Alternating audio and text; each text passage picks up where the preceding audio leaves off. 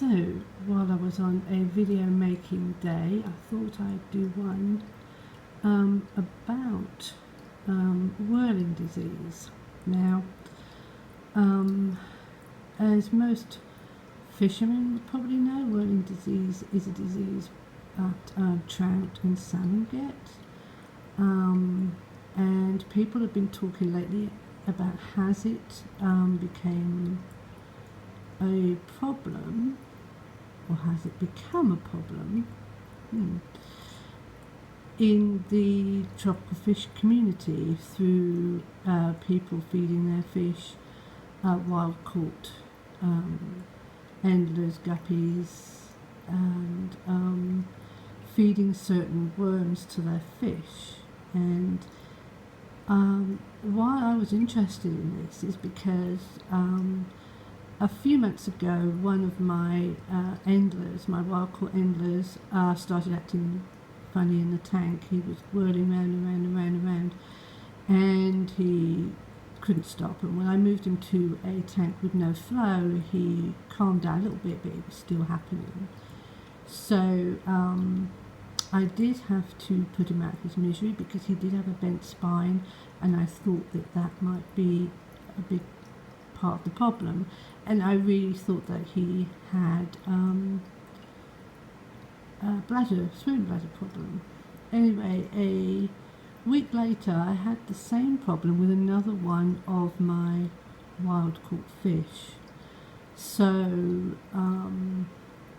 it made me think that I had seen these symptoms before, and I had seen it in a Cory cat when I first got my 10-gallon tanks. I had 2 Cory cats in one of them, and the male started to do U-bends and swim erratically around the tank, and then he would go into a U, and then he would swim around, and he would just lie exhausted.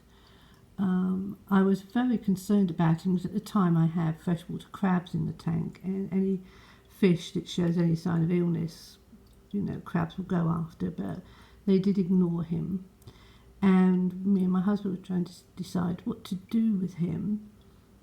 We said we'd give him another couple of days because I don't really like putting fish out of their misery unless I know there's no hope for it. But he was literally turning into a U shape, which is part of the symptoms of whirling disease in fish in the wild.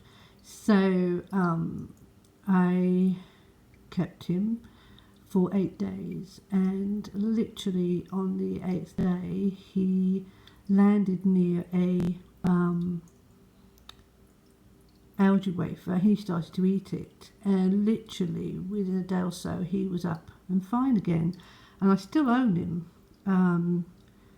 and he breeds quite regularly with the female, and so 99.9% of the time he's a perfectly normal Cory cat, and just at odd time he may sort of have a little episode, but not very often. So when I noticed this second endler start acting the same way, going round and round in circles, I started looking up about whirling disease, and there's sort of people are saying, well, yes, it must be whirling disease. Other people say, well, no, it must be swimming bladder problems. Some people have had it where their fish have been fine at night, and in the morning they've noticed it, and by the evening the fish are dead. Some people have had it wipe out their tanks.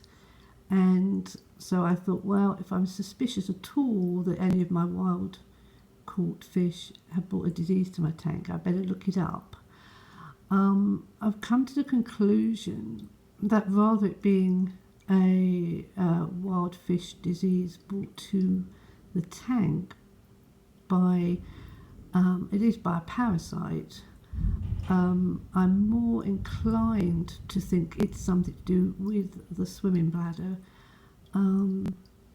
Maybe people just euthanize their fish too early and it doesn't go on to another stage.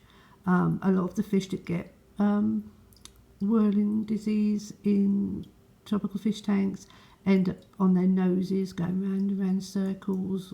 They end up going just round and round in circles at the tops of the tank. They go into quite awful looking U shapes. And people quite rightly do want to put their fish out their miseries as soon as possible. But I'm more inclined to try to give a fish every chance. And I think I did the right thing with my koi. Whirling disease in the wild cannot be caught by catfish. So koi's being catfish did put the fact that whirling disease is now in tropical fish tanks and in doubt in my mind, considering that I have seen it quite a few times and read about it quite a few times in koi cats. Now, I have lost a koi cat over the last few days, but I believe that she was suffering from a birth defect and just couldn't get nourishment. And she showed no sign of whirling. She was, up to the day before she died, she was still prodding around the tank looking for food. I just think she just could not put on weight. And she seemed smaller when she died than what she was when I got her. Could have been wasting disease. I did think wasting disease was what some of my male guppies have, but I'm not too sure. I think now, looking at it, they just weren't getting enough food because their babies were eating it. It's so difficult with fish because you really don't know. But I still have my little Endler in my little tank. He still occasionally goes a bit erratic around the tank, but he does eat. He's grown actually, and he interacts with my older males that I put in there, my older male guppies. So I really don't know.